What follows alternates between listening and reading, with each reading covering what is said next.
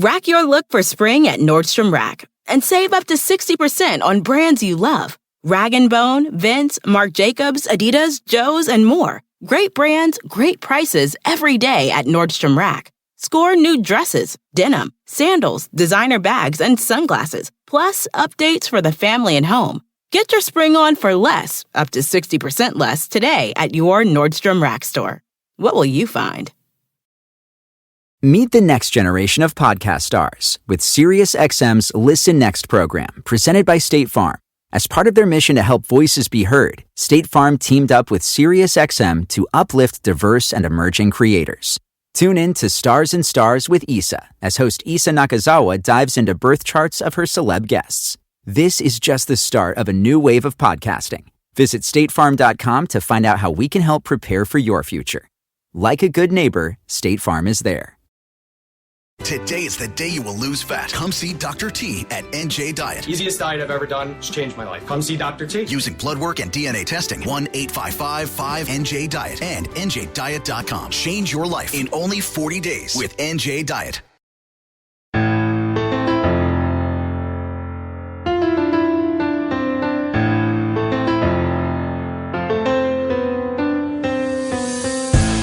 I wasn't asking about Michael Jackson. But kind of the bigger context. Like when does the message of the lyrics? So, for example, and not to bring up Jay-Z, but okay, "Where I'm From" is my favorite Jay-Z song because it tells a story. It kind of explains where he came from. But I imagine, and I could be wrong, I imagine if you're DJing at a club, putting that on a Friday night. It's probably one of the things people do not want to hear because they're, like you mentioned, they're trying to escape their problems, right? I mean, I'll only do that again. Like one of the jobs is to read the crowd. So if you know that they might like that, oh yeah, I've done it. But prime time, probably not. Right. Like imagine, and this is being older, but like imagine Big Pimping would be. I would play that before. Right. I would play Where I'm From. Absolutely. But even now, I don't even, like Jay-Z to kids that's their parents' music. Right. Most kids don't want to listen to their parents' music. That's just facts, even if it's good. Like, they're like, it's old people's music. So, but in your example, yeah, I would play, I have a place to put Big Pimpin' in before I could fit Where I'm From in. However, again, if I am in the right crowd, oh yeah, I've dropped that. I've dropped Blue Magic. I've dropped, the last song I've done is Can I Live a lot, just because that's my favorite song of Jay's. But what was the original question then? Just where do you come up on? I guess I think that. So I think the beauty, one of the beauties about this music, rap, but also music in general, is that it kind of forces us to confront contradictions. This makes sense. Where like politically or whatever, like I might, or message wise, I might hate, for example, a Big Pimping message, but I know it's a dope song, right? Like, and I understand why it's people listen to, people like it and everything like that. But you're kind of forced to, in a weird way, forces your hand to be like, all right, I'm gonna play this, or I'm gonna listen to this, even though inside I'm hating it, But as a DJ, where you're, like you said, you're a public service, how do you, what happens when something's a great song, or even, let's go to Michael Jackson, a great artist like Michael Jackson or even R. Kelly, and there's this controversy that's happening now, especially with him. Where do you try to stay away from that, or do you play a Michael Jackson? Do you play,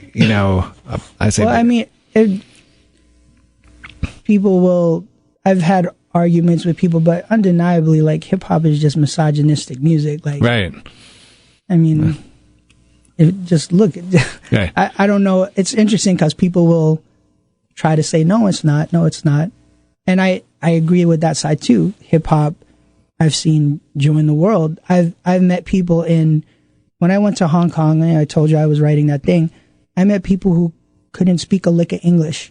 Not one lick, but they could recite the words to Dwick straight up. Right. And that, all I needed to to hang out with someone is some kind of connection. That's it.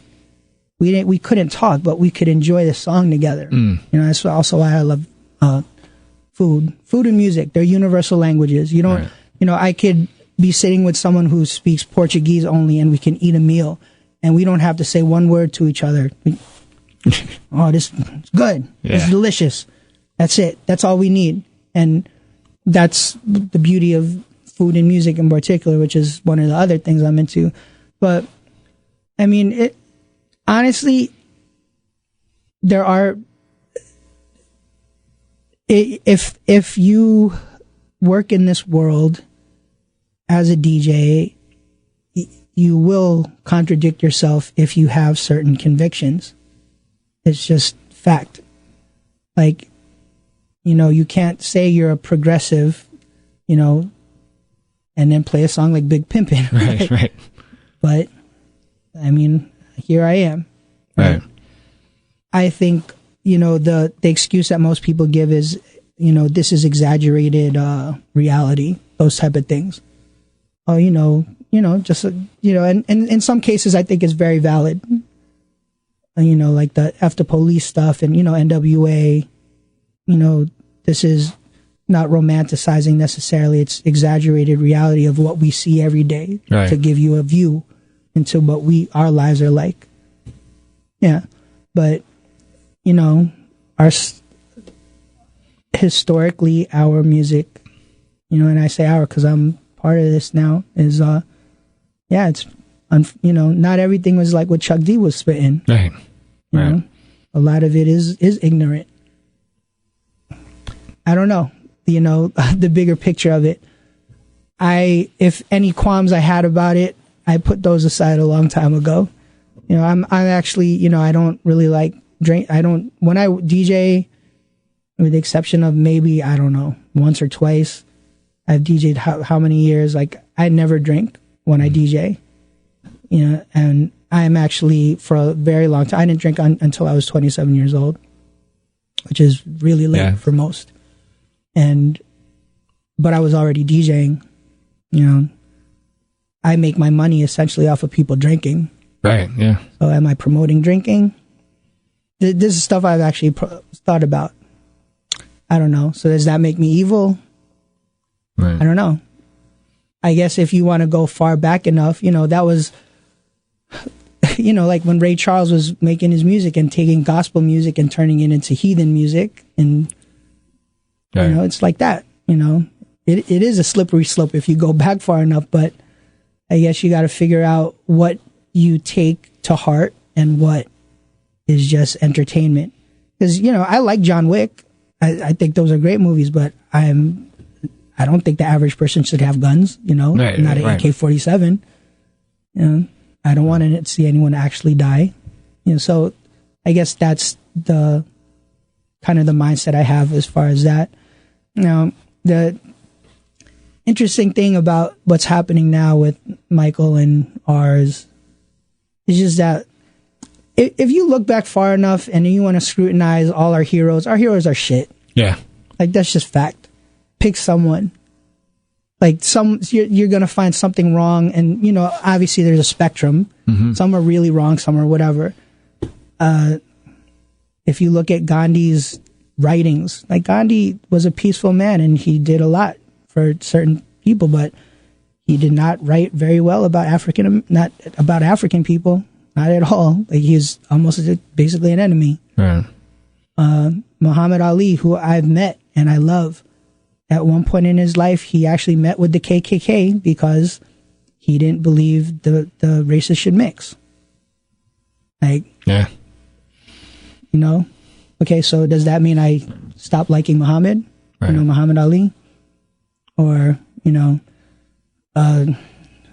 James Brown beat his wife. Right. Okay, so that means we can't listen to hip hop at all because all of his shit, everything's a sample from him. So all I'm saying is, like, if you're going to be one way, you're probably going to have to cut everything out. The only people who can honestly keep that level of, you know, consistency are people who are monks, like, that don't live in this world, because eventually we're going to do something that is hypocritical. I think climate change is important, but I got a phone that probably some, poor kid had to dig in a mine to get the metal for. That's fact. Right. Does it bother me? Absolutely. I'm trying to make life better in the other ways and make changes as much as I can. Kind of interesting, like, I don't know, like AOC. Yeah. So, they're giving her shit about driving a normal van as opposed to, like that. Like, come on, guys. Sure, you have a point, but this is the real world, your example is ridiculous, So I think it's kind of like that for me. So honestly, for me, I've never really called for any ban of any artist. Because, eventually you're going to go down the line and you're going to cut everyone out and possibly only listen to Christian music or, Buddhist chants from some obscure old man in the Himalayas. Or you're going to have to realize, we're all flawed human beings. And we, I guess, celebrate what good we can put out to the world.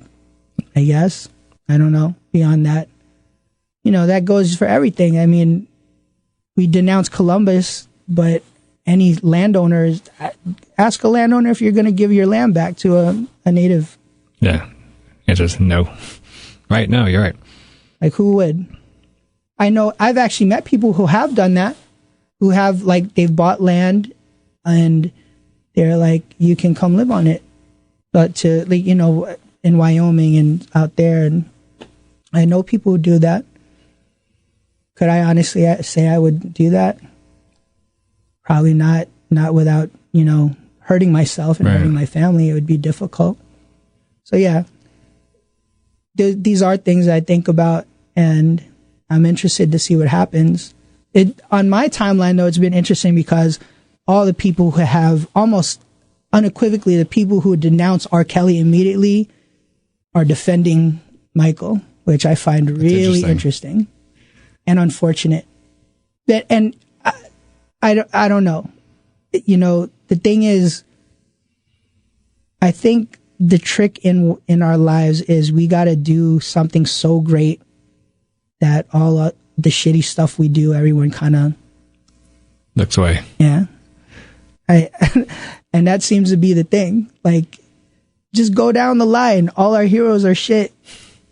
What's also with Michael, I feel like he's I was thinking, I have 2 kids, and prior to this documentary coming out, but I mean, we obviously, the allegations when we were kids growing up, we knew that he was in the news. Yeah. And you realize how much of a soundtrack he is to our lives. Of course. How many hits he had that were incredible. And this question that the Michael Jackson I was thinking about asking you, what came up after we were playing Spotify at home last night and Michael Jackson came on, and I told my son, I was like, hero, this is Michael Jackson. And he's 6 and he had an attitude about it. And then in my mind I was like, wait, should I be telling him? Should I be trying to push more Michael Jackson music onto him?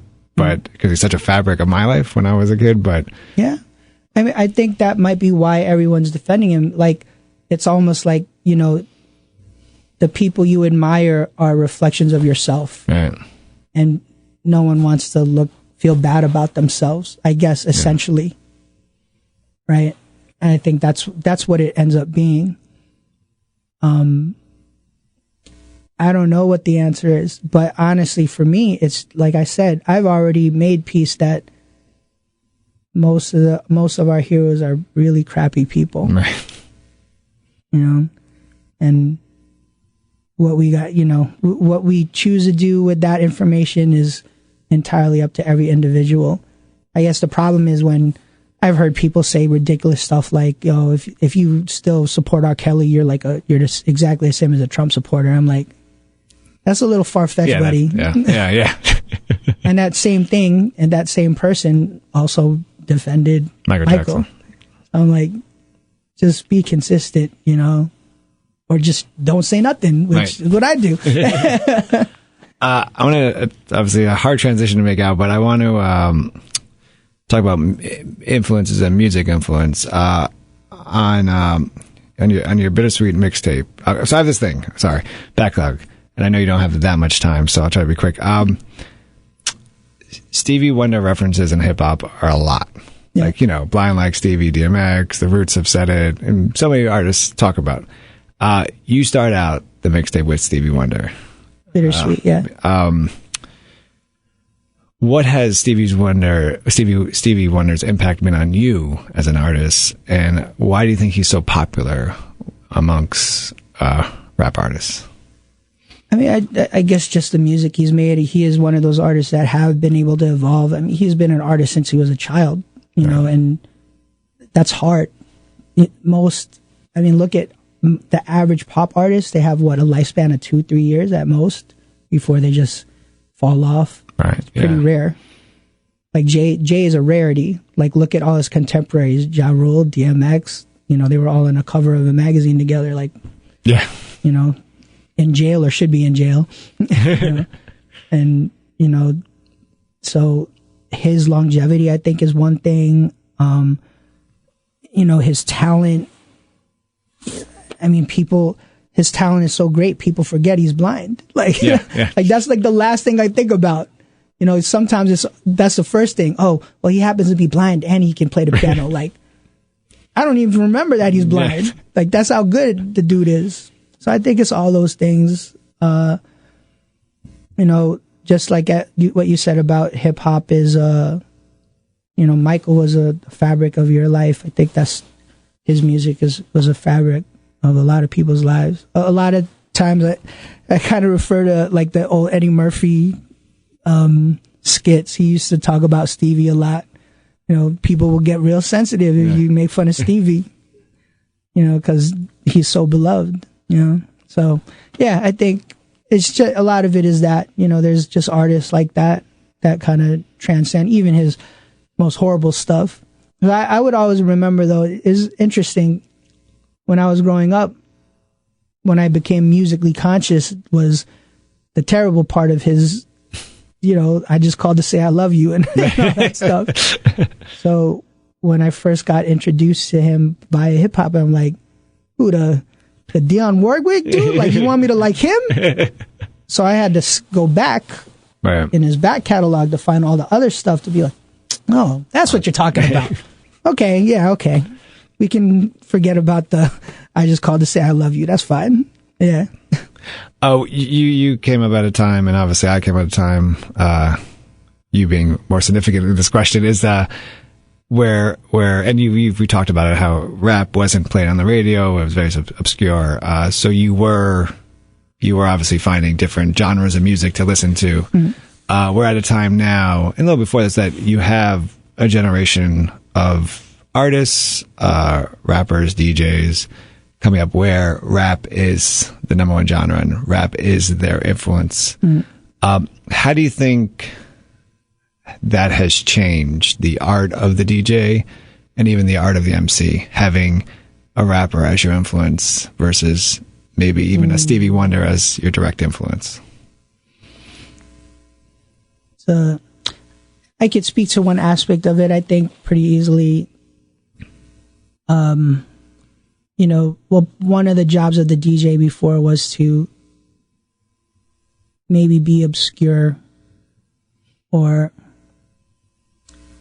to kind of find unknown gems. And I don't know if it works the same now. You know, when you say hip hop is the number one genre, what comes along with that is that a lot of money is involved. Once money is involved, it's different. So it's no longer the fan base that you're working with now. When I was younger and growing up, you could have a gatekeeper, like a Stretch, you know, and like the Wake Up Show guys on the West Coast, and you could have one almost centralized situation because the fan base was all similar people. You know, either musically they were trying to find something new, mm-hmm. or they were, you know, economically disenfranchised, you know, minority, or, you know, something always kind of joins like-minded people somehow. They all find it.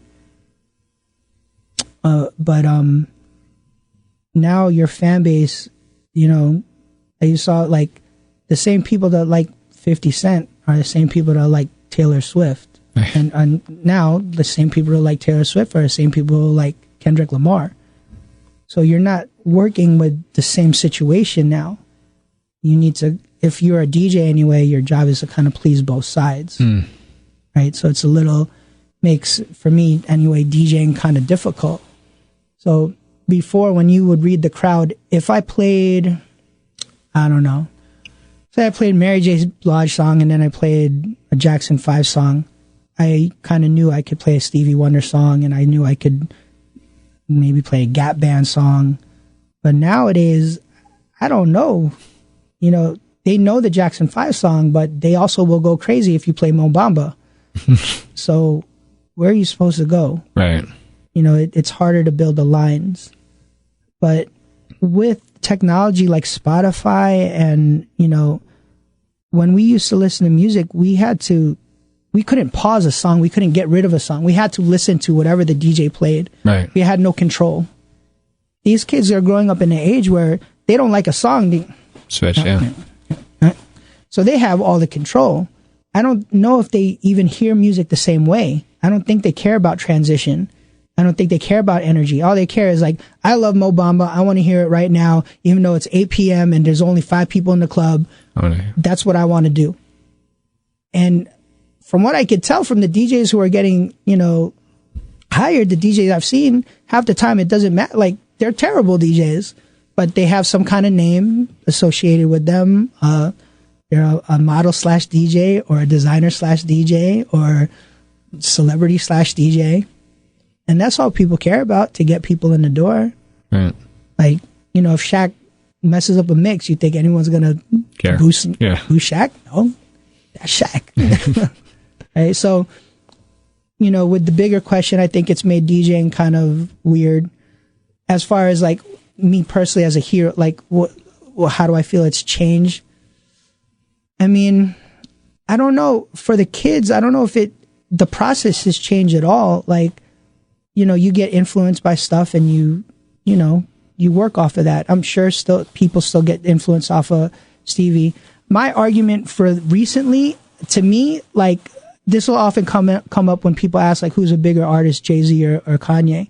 Now, obviously, I'm a Jay guy, you know, and even more than that, I'm a Nas guy because I'm from Queens. But if you listen to all the hip-hop that's out right now, it's directly influenced by 808 and Harp, you know, by Kanye. Right, yeah. Like, direct.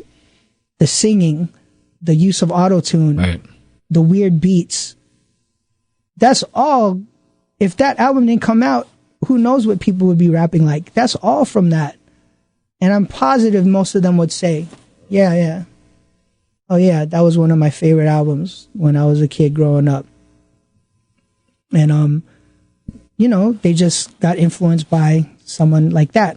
And maybe that's exactly what Stevie was. Stevie was that. Stevie's huge, right? So, yeah, I could see it, that aspect of it, not really changing too much. But for me as a DJ, like I said, because hip hop is so big now, that changes what I'm trying to do. I think with MCs, interestingly enough, if you're out there and you're like, well, I want to be a successful MC. Okay, well, I guess I got to mumble rap now. Right. You know, as opposed to before, it was like, okay, I want to be a successful MC. Okay, I got to do the South, you know. Yeah. I got to sound like T.I., and I got to sound like, I want to be a successful MC. Okay, I got to sound like KRS. I got to sound like Rakim. I'm pretty sure that's the one way those type of things have changed. But, you know, every so often you get that one person who maybe bucks it a little bit. I think J. Cole's a good example. I mean, J. Cole sounds like an older school MC. Yeah. I think he's been able to maneuver his talent in that mumble rap namespace really well.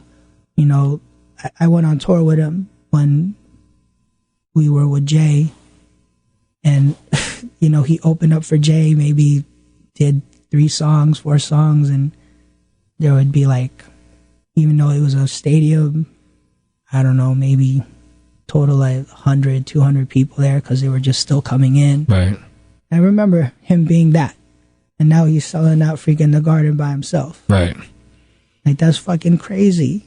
In 10 years. It's incredible. Yeah. And I think his ability to do that to that level too has to do with hip hop being so big now. If hip hop wasn't that big, he couldn't sell out the Garden. You know, can you imagine Brand Nubian even at their height selling out the Garden? Right. I don't know. I mean, Run DMC did, but Run DMC was also, Walk This Way, Run DMC. I don't know if Brand Nubian would have been that big. That's one of the things I always knew about me as a DJ. I'm a hip hop DJ from that era. Like, we're small room DJs. I have been lucky to do some big festivals. I did something called Clock and Flap, and what was interesting was I wasn't playing a lot of, at the time, like the high energy, I wasn't really playing Barbra Streisand 120, 130 BPM stuff. I was playing like the Next Episode, Dre. But because of the audience, they hear that hip hop so little, even though it was a huge audience, they were, oh my God, I haven't heard this in forever. And they were loving it. And I think, it's like everyone, you just have to find your audience. Right. And I've been fortunate to kind of be able to navigate this long. So yeah, I've been DJing now for what? Since I was 21, so approaching 24 years. Wow. Not bad. Not bad. I'll take it. You're doing well. You're doing well. We probably got like 5 more minutes, so yeah. Quick question. You mentioned we're above Madison Square Garden. Yeah. Future of the Knicks. What's going on with them? So, I mean, I wouldn't call it that I have insider information, but I do know people there. And if I was a betting man, I'd be really surprised if KD doesn't come to the Knicks. I'm pretty sure it's just already written in stone. The only thing that might stop it is all this kind of media shit that people that they've stated they don't like. But beyond that, KD and Kyrie. I don't know about Kyrie, but I'm almost positive. I'd be really, really shocked if we don't. And I was obviously a Knicks fan forever, but there was a big chunk when I kind of stopped. Basically, when I became DJ Neil Armstrong, right? Like all my energy was put toward whatever, our shows and battling and blah blah blah. So when the Knicks made it the last time in 1999, I guess, like I wasn't even watching because I was just so busy, whatever, doing all the DJ stuff. Obviously, I was a fan, and I was like, yeah, okay, we lost in 4. We got swept, yay, okay. I didn't sit there and sulk for freaking 20 hours like I do now again. But, I know when we were shooting for LeBron, I don't think that was like a written in stone. Right. That was we were shooting our shot. I don't know if organizations shoot their shot anymore. Right. And I could be wrong because LA didn't get Anthony Davis, and that and that should have been written. And it has happened before. I know, for example, oh my God, what's my man's name? Dwight Howard, when he stayed with Orlando, he was, I believe, supposed to go to the Nets. And internally, I was told that he's gone. Right. After All-Star break, he's gone. But he ended up staying. I don't really know, and no one knew. No one, no news was put out there. I don't know if we work that way anymore, with the new, LeBron and what's his agent's name? Something Paul. Oh, I don't, yeah. I don't know I think there's a lot of tipping of the scales and manipulation, and if you want to call it that, Charles called it collusion, right? On TNT.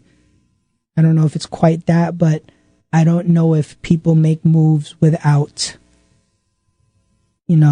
this level of, look, you don't have to sign nothing, but we'll do this if you say you will. Right. And we'll put pieces in place for you. Yeah. And I mean, we gave up Porzingis, who was written as like the future of the franchise for like, for the last 3 years. And after one meeting, after one meeting, what the hell? I was like, Phil Jackson did something right, Porzingis. Yeah. But, an interesting sub story is that, forever Phil was trying to get rid of Melo and everybody was mad at that. But okay, Melo left and look what happened to him. Right. Like, I'm really surprised no one's taken that hot take of, sorry, Phil, you were right. Right, yeah. No, agreed, yeah. And no one has. And, and when Porzingis got traded, I was definitely surprised. I would say upset because it's, our history of imploding the team is just not good. Right. How many times have we done that with success? I'm pretty sure it's 0. Pretty sure. I don't remember once. Right? Never. Yeah. Technically we've built through the draft. Ewing, right? When have we traded and it's been woo? I don't think so, right? But my understanding is that all the Knicks fans out there, if you're listening, don't worry. We should be good. We should be good. But yeah, if I was a betting man, I'd put money that we were good, unless, like I said, something funky goes entirely wrong. We'll get at least that one person, and I'm pretty sure it's KD. Yeah. But after that, I don't know. And it's interesting because people almost think granted, I think KD is that life-changing guy. Yeah. He is that franchise changer. I know LeBron's not doing well in right now, but I mean, if you look at his history, you add that one dude to the team, and it's not the same team anymore. Yeah. I think KD is going to do that for the Knicks.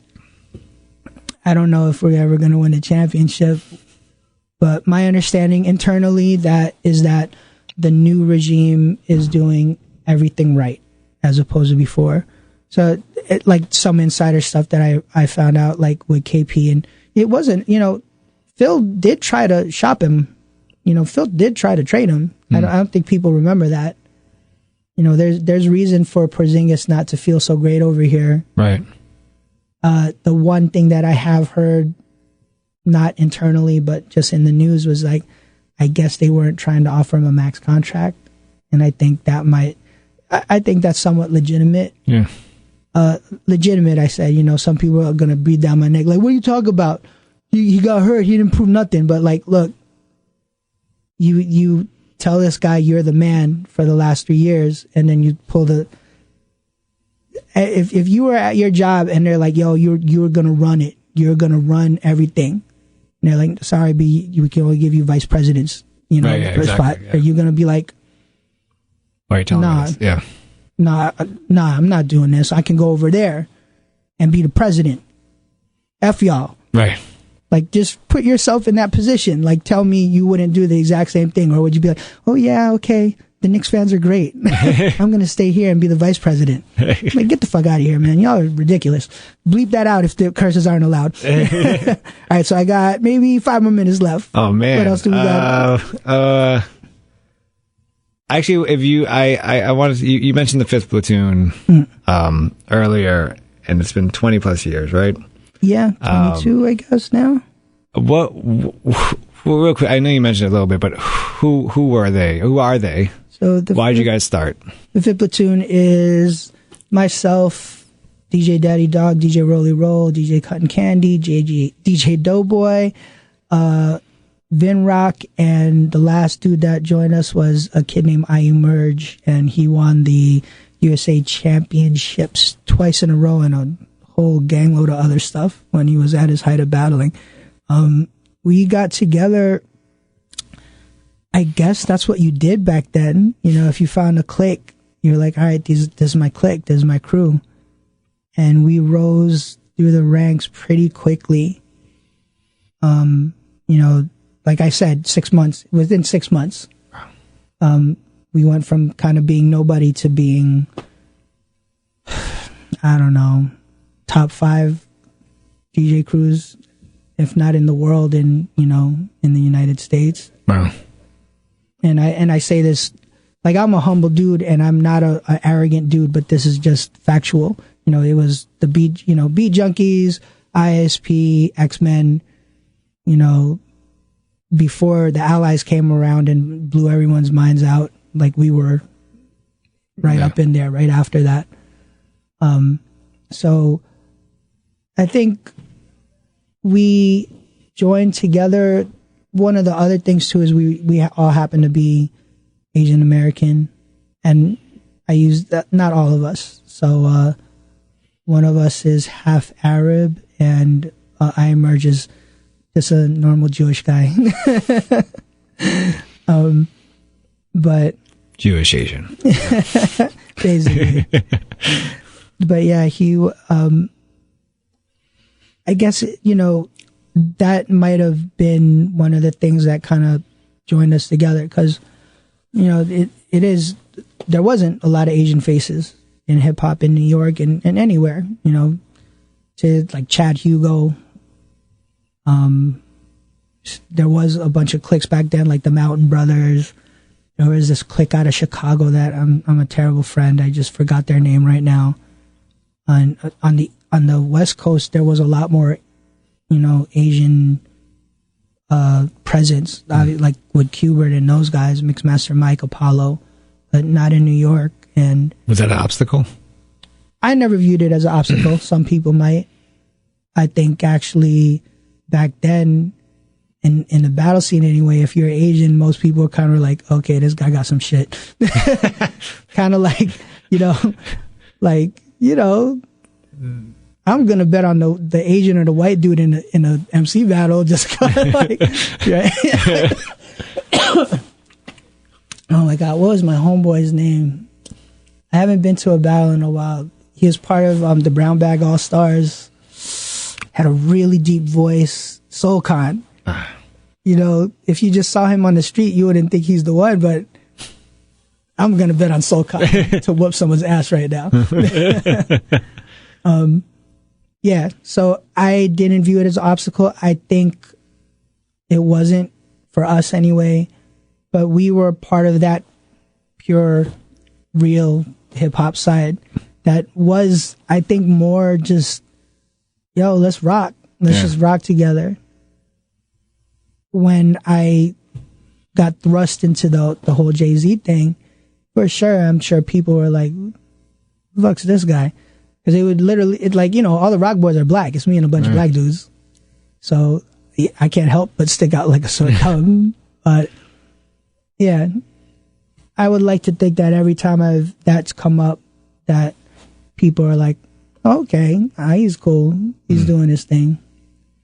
But yeah, so I've never experienced anything negative from us being Asian. If anything, it kind of helped us kind of stand apart.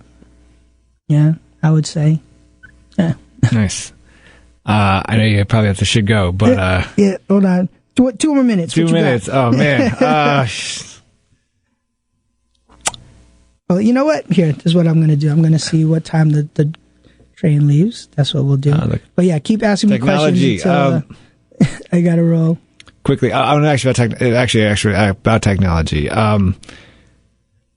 Mixtapes on vinyl and mixtapes on cassettes, so to say, versus mixtapes on digital.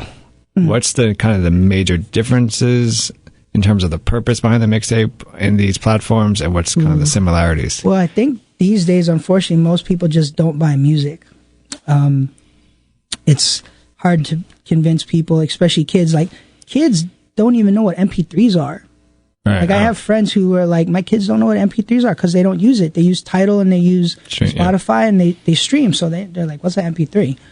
And those kids, they pay what, $10 a month?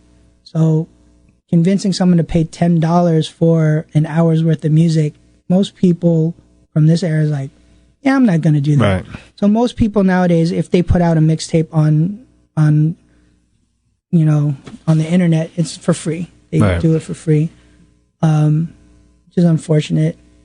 Honestly, I think that's one of the reasons why the mixtape culture died, because most of the artists who were doing it kind of realized they couldn't monetize it anymore. It's not like it used to be at all. I am probably one of the few people who still can sell mixtapes, or even tries to, but I'm doing it via the whole dinner and a mixtape thing, and I do like the cassette USBs to make it have this other aspect, that you're of nostalgia, and I kind of partner it. The whole thing with the dinner thing is that your average dinner, especially in like New York, I don't know, you can easily spend $150 if you're getting drinks, appetizers, if there's 2 people. So when you say your music is playing in the background, if my mixtape is playing and the waiter has it, and the customer is like, oh my God, I haven't heard this song in ages. What's playing right now? Waiter's like, this is DJ Neil Armstrong's new mixtape. We actually have it here for sale. And how much is it? Oh, $10. Oh, here. But a part of that, yeah. I've already spent $150. Which somewhere dollars. Yeah, that makes sense. Yeah. So, and that's kind of how it was born. So yeah, the purpose is sort of the same, to get your work out, to get your name out.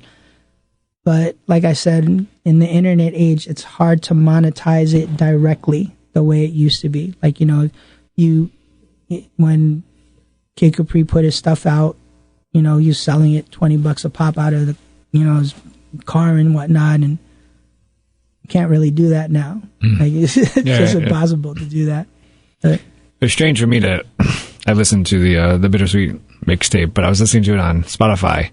Oh, you did? Yeah. Get out of here. Yeah. When was it on Spotify? Is it on Spotify now? I think so. I'm not getting paid anything for that. What's going on Spotify? Am I not on the right one? No, it might be. Let me double check.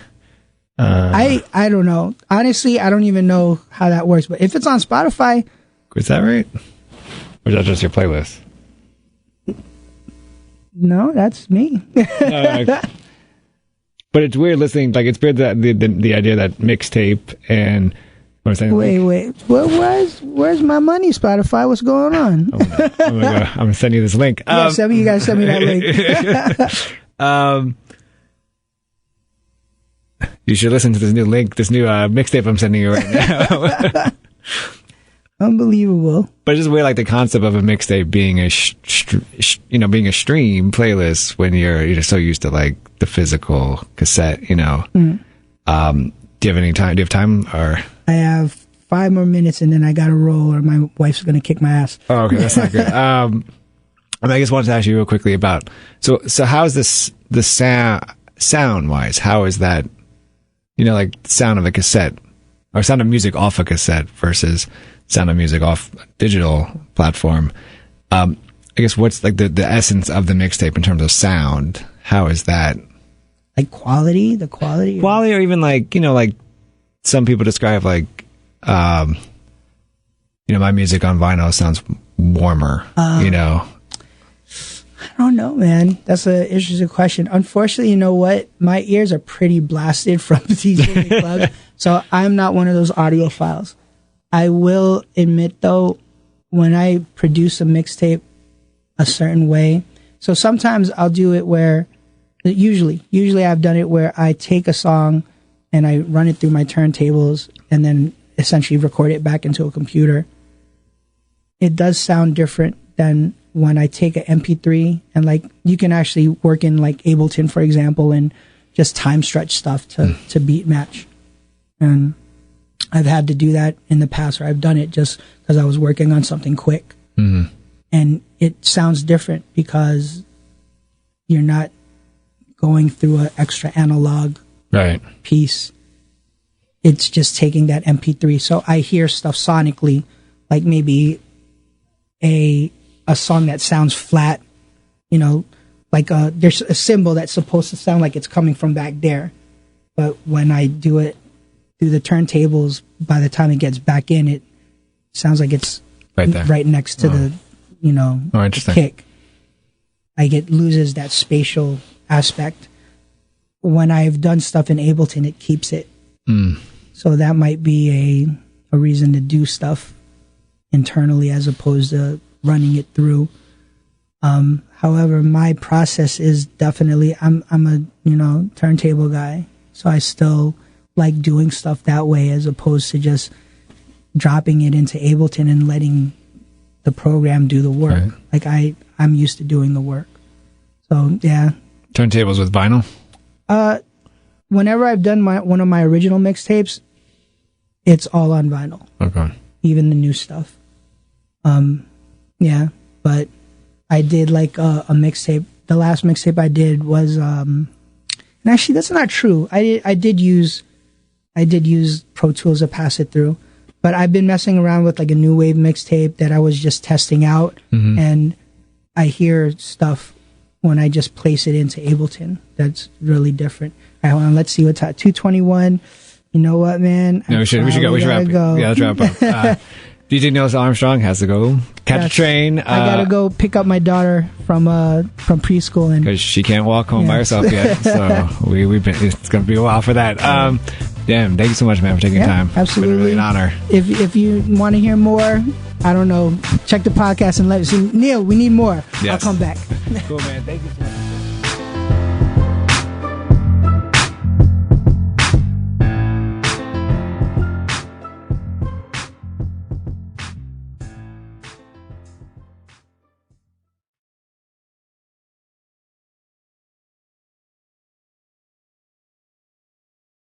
Just in and so good. Thousands of spring deals at your Nordstrom Rack store. Save big today on new arrivals from Kate Spade New York, Nike, Sam Edelman, Free People, and Madewell, starting at only $30. Great brands and great prices on dresses, denim, sandals, designer bags, and more. So rack your look and get first dibs on spring styles you want now from just $30 at your Nordstrom Rack store. What will you find? Meet the next generation of podcast stars with SiriusXM's Listen Next program, presented by State Farm. As part of their mission to help voices be heard, State Farm teamed up with SiriusXM to uplift diverse and emerging creators. Tune in to Stars and Stars with Issa, as host Issa Nakazawa dives into birth charts of her celeb guests. This is just the start of a new wave of podcasting. Visit statefarm.com to find out how we can help prepare for your future. Like a good neighbor, State Farm is there.